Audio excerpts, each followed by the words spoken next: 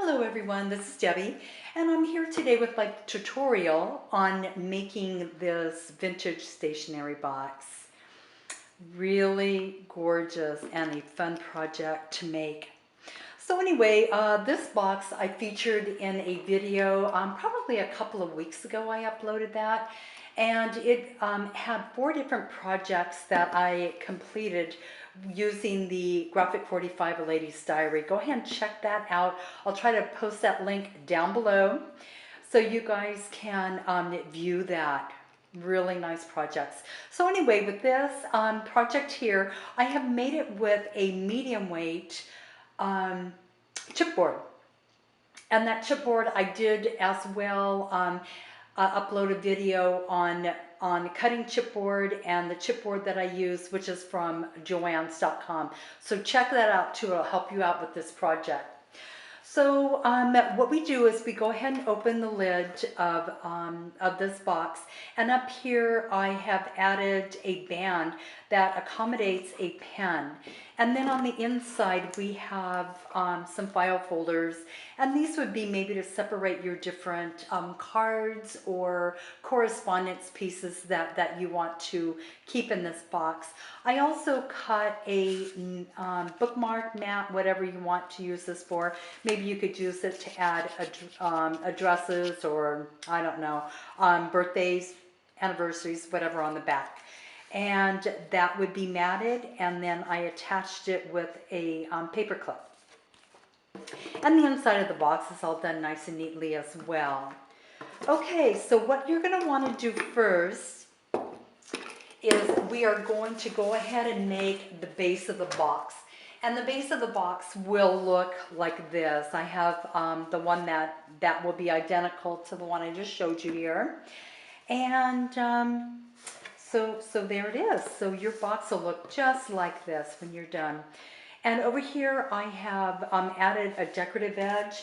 This decorative edge is a Tim Holtz brackets die. And I really liked how elegant that was for the flap here. You can go ahead and leave it the rectangular piece that I'm going to give you dimensions for here if you want. If you don't want it to be so ornate, that's fine too. And then what I did, I used the natural chipboard on this, and then I painted with acrylic paint all the way around all of the edges of the box on the inside as well. Paying very careful attention here where we have our hinges for our lid and our flap. Very important that you do that because that will be seen. So what you will need is from medium weight chipboard, I will need for you to cut 1 4.5 by 8, 1 4 5/8 by 8 1/8, 2 6 by 8, 2 4.5 by 6, and 1 2 1/4 by 8 1/8.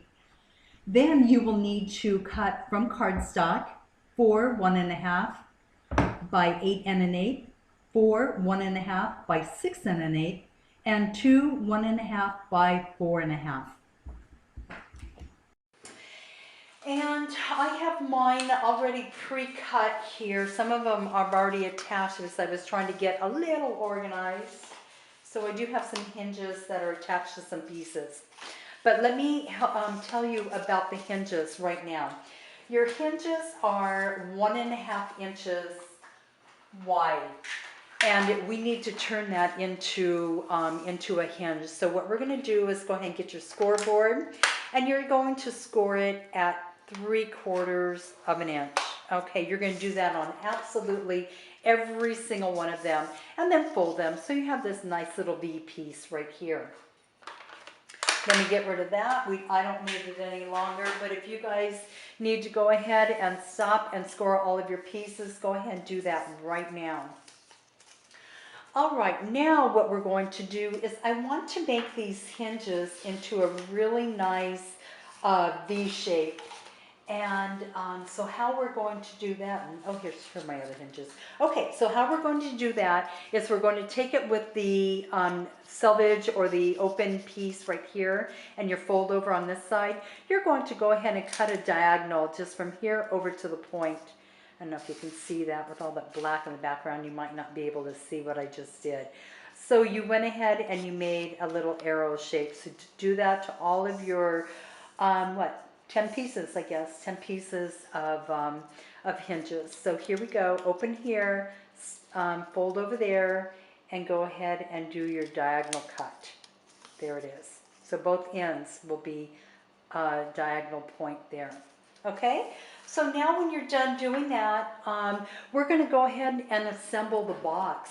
And like I said, I've already started assembling the boxes. My camera only gives me 10 minutes to do this, and we will definitely be doing a second video anyway, and maybe even a third. Okay, so I have my back and my front chipboard pieces right here, and I have attached the 6 1/8 inch length hinge here, or not hinge, but support here on each of the sides of both the back and the front, right here. Okay, and then when I attach those, I make sure that the edge of the chipboard goes right up to where that score line is, right there.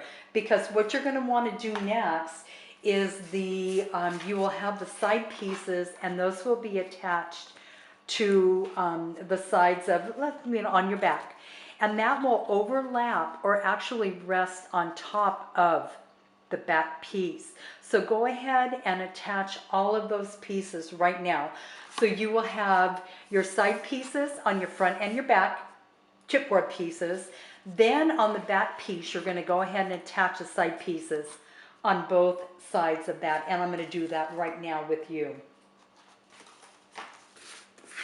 Okay, and what I like to use, guys, is I love to use a wet glue. You guys use whatever you want.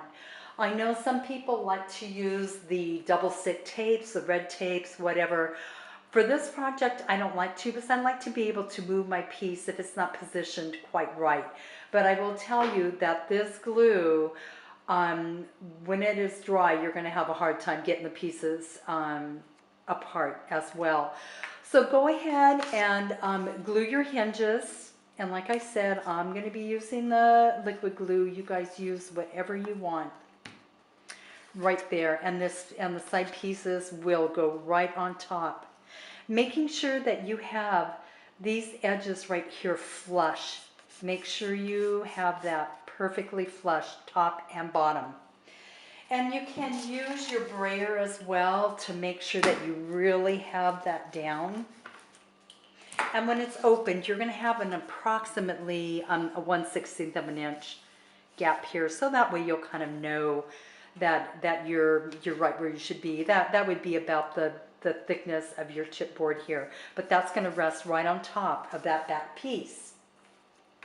Okay, let's go ahead and do the other side piece over here. And you know, one thing I do want to tell you guys about this glue, I absolutely love this glue, but your finished furniture does not like this glue.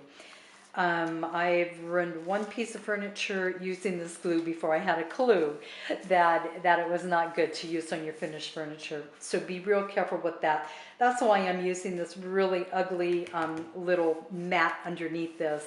It really has saved a lot of my furniture pieces and that. Okay, so anyway, we're going to have a piece that looks like this when we get our front or our back piece and our sides together. Now go ahead and attach your front piece to those side pieces. Okay, we're going to go ahead and do that right here. You guys are, you guys who are using the tape and that will probably take a little bit longer than I am to do this part, because you have to attach the tape and then you have to remove that paper backing. So don't worry about me speeding along here, guys. You go at your own pace. Pause the recording when you need to. Okay, so I have that on there, and then I'm going to go ahead and glue the other side right here. And like I said, very, very important that you have this all nice and flush. Okay guys, so now that you're at this point, you will probably notice that right here on all of the four corners, there's a little ear sticking up. Now we need to cut that flush to the box, and the reason why I added the extra height there was because, or length, is because I wanted to make sure that that these corner pieces would completely secure that side on all of those. So this way it's just, you know, you have that extra security just knowing that it's all covered. Okay, so now that you're at this point right here, now we're going to go ahead and make the bottom part. Now the bottom part is right here, and I tell you guys, to make my job easier for me, and I should have told you, I do label my pieces. So I have this piece labeled bottom. And the reason why that is so very important is that you have a lid and you have a bottom. They look like they're identical, but they're not. The lid is going to be slightly larger than the bottom. So make sure that you have the bottom piece. And what you're going to want to do is you're putting the two longer supports on the long sides, and then the shorter sides, the 4.5-inch pieces on the side. So go ahead and adhere those and make sure that they go right up to where you have that score line on there. Okay? Then when you're done with that, and I'm going to go ahead and start gluing mine. If you guys need to pause to catch up, go ahead and do that. But I like to glue the long edges first, and I do just one long edge at a time because I just find it's easier. I'm not getting glue all over the place. And if you're doing the tape, of course, you're going to want to just take the paper off the tape one at a time as well. So I go ahead and I put the box on the into this piece that you just created. And make sure that the corners are lined up well. You may have to play with it just a little bit to get them lined up. And that looks pretty good right there. So go ahead and line those up, put your box down, and go ahead and press down so you know that you have that box support adhered well. Now, when you're done with that, go ahead and do the other long side with the glue. And this glue too, I tell you, another reason why I like this glue is because if you get glue where you don't want it, there is this fantastic adhesive eraser that I came across, and it is by ThermoWeb, and it's really nice. I'll show you what it looks like here in just a moment, but go ahead and glue that other long side and really press that down so that you have that stability in your box. You can tell already that you have a lot of stability without even doing the side pieces. So anyway, that eraser looks like this, but it does come in a 2-inch by 2-inch piece. I cut it in quarters. It makes it a little bit easier to deal with, or you know, to use when you're erasing. But if you make a mistake on your piece, you can just erase on that, and it balls it up and it comes off really nice. Okay, go ahead and do the side pieces right now, one at a time again. So here we go, get that, and glue that right there. And go ahead again, and on the inside of your box, press that down so you know you have it really adhered well. And then let's do the last flap.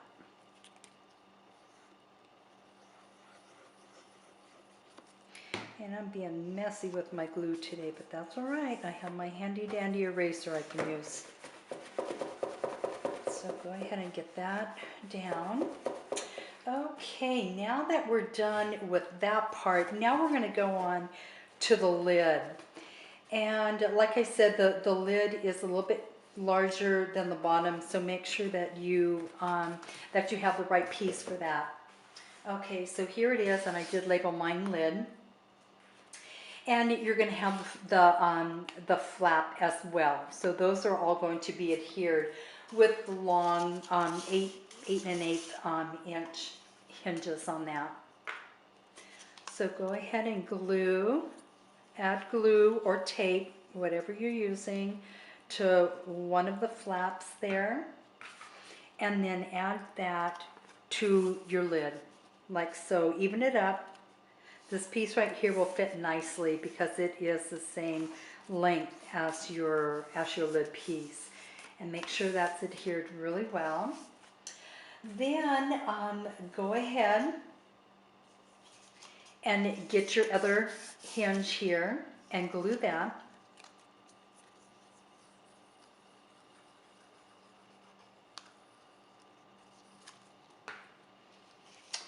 Okay, and then go ahead and add that to the other side of your lid right here.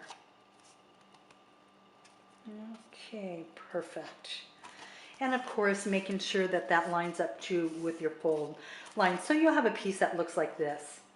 Have your two flaps or your two hinges, I guess, on either of the long sides. Now go ahead and glue again one of the long edges.